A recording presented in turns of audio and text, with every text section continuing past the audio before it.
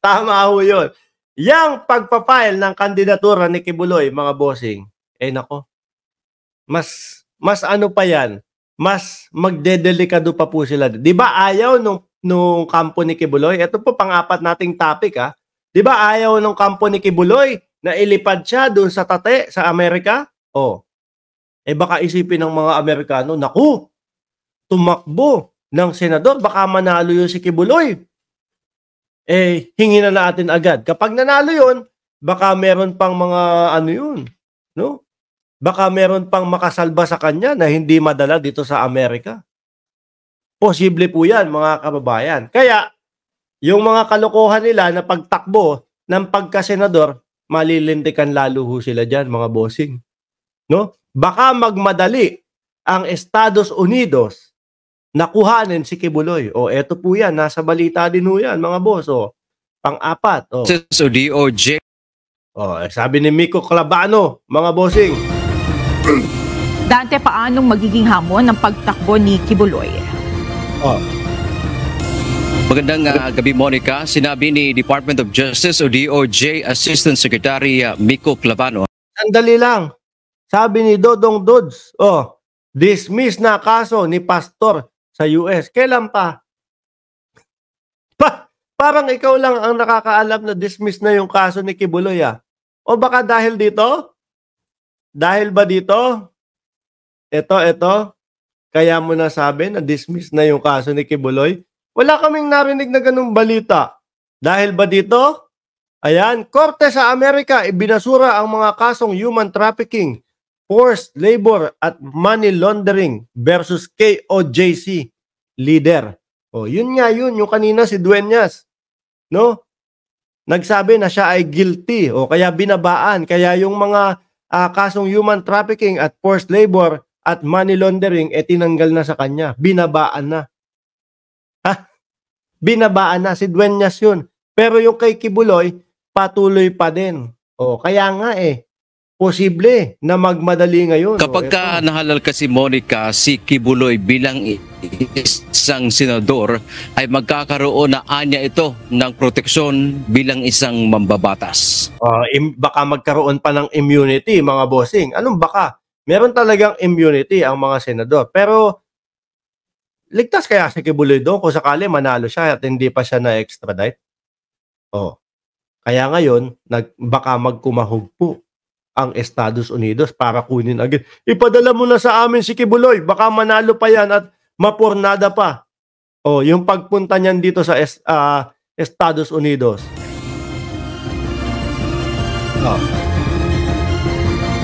Itinuturing ng Department of Justice o DOJ na pangungutya sa electoral process o demokrasya sa bansa ang paghahain ni Kingdom of Jesus Christ o KOJC leader Apollo Kibuloy ng maluluwag na lang po ang tornilyo ng mga naniniwala dito kay Kibuloy kandidatura bilang senador. Si Kibuloy ay nahaharap sa patong-patong na kasong kriminal sa Pilipinas.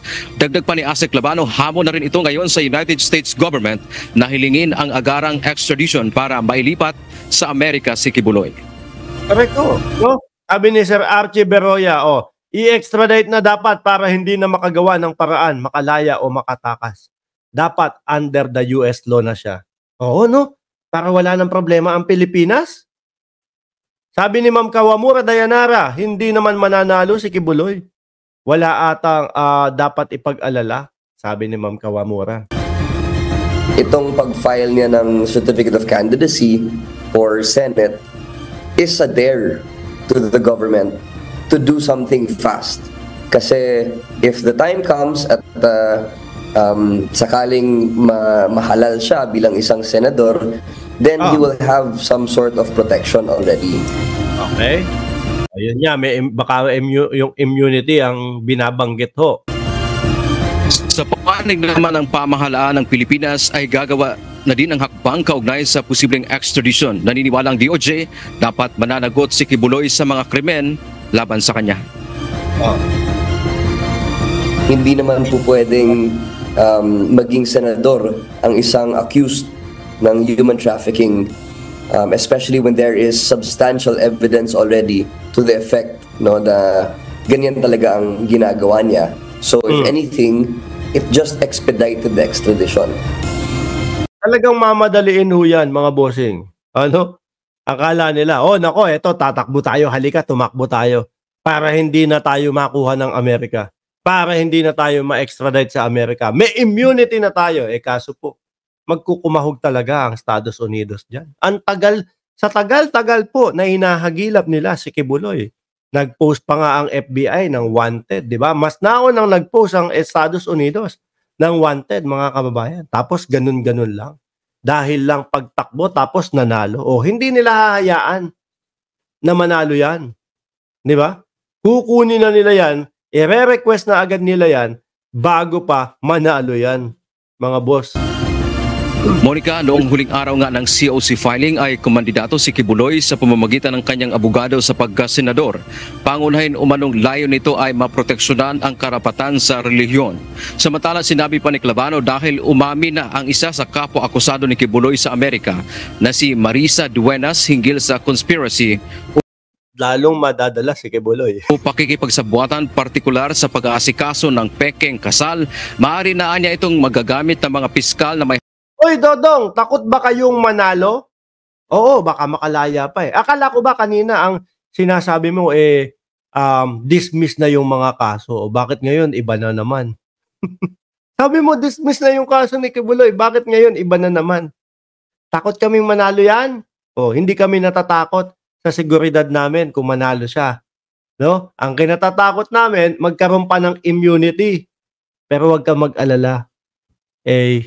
Aapurahin yan ng Estados Unidos. hawak ngayon sa kaso ni Kibuloy dito sa bansa. Umamin si Duenas para mapababa ang kanyang sentensya. O yan o, naririnig mo ba? Dodong Dodds. Umamin na yung kasapakat. Tapos kayo nakasuporta pa din. Inamin na yung mga kalokohan. Tapos kayo ngayon, bubulag-bulag pa din kayo dyan. Iwanag ni Clavano, patunay ito na maaring may nangyari din talagang sabuatan sa paggawa ng krimen dito sa bansa tulad ng mga nakahain ngayon laban sa religious leader gaya ng qualified human trafficking, sexual abuse at child abuse. Then it lends credibility to the theory of our prosecutors that indeed a crime was committed in conspiracy, no, with the rest of those co-accused. Kaya this is a welcome development for the Philippine government, but there needs to be steps taken for us to introduce that evidence. Parang kung ano yung ginawang kung anong yung ginawang irregularidad doon sa Estados Unidos, siya din ginagawa sa Pilipinas. Parang parehas na parehas po, no? Pattern na pattern. Monica, nilinaw din naman ng DOJ na sa ngayon ay wala pa namang natanggap ang pamahalaan ng Pilipinas na extradition request mula sa Amerika laban kay Kibuloy at kung Mga DDS, wala pa naman daw. Huwag kayong mag-alala, no? Siguro next week. sakali mang magkakaroon na ng formal na hiling, nauna nang sinabi ng DOJ na pag-aaralan pa naman yan ng pamahalaan dahil yan ay bahagi ng foreign policy ng ating presidente. At Ayun ha. Huwag kayong mabahala, mga DDS. Yung idol nyong si Kibuloy, kapag hiniling yung extradition papuntang Estados Unidos, pag-aaralan pa. Pag-aaralan pa ng isang araw, tapos kinabukasan, lipad na si Kibuloy. Lipad na si Kibuloy agad. Tingnan din natin, Monica, ng reaksyon dito ang mga abogado ni Kibuloy kaugnay ngayon dito sa mga pahayag ng DOJ, subalit wala pa silang tugon sa ating mga tanong hinggil dito sa isyong ito. Yan mo ang ating update mula dito sa Maynila. Balik sa Monica. Sabi ni Rino Rivera, kastador, molestador, bagsak kulungan. Sabi, if FBI nakalaban ni Kibs, wala na, finish na. The truth, Tatay digs the hole at kinain ni Kibuloy. Ano yun? Hindi sabi ni Eagle Slick. Olats na naman mga DDS niyan.